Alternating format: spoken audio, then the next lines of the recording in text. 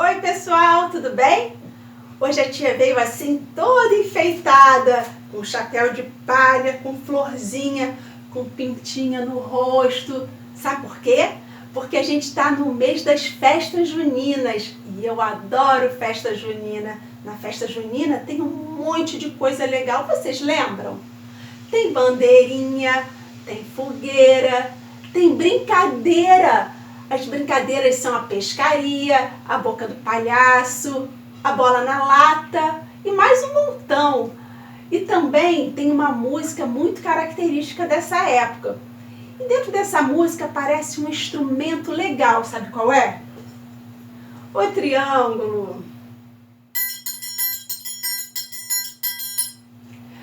E a tia vai cantar uma música também para vocês tocarem junto comigo.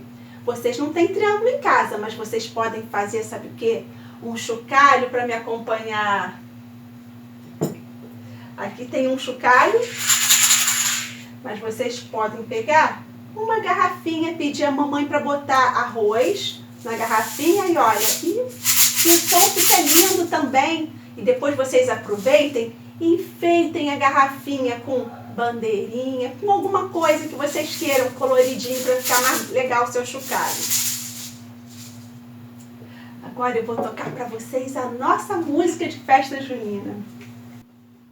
Chegou a hora da fogueira, é noite de São João.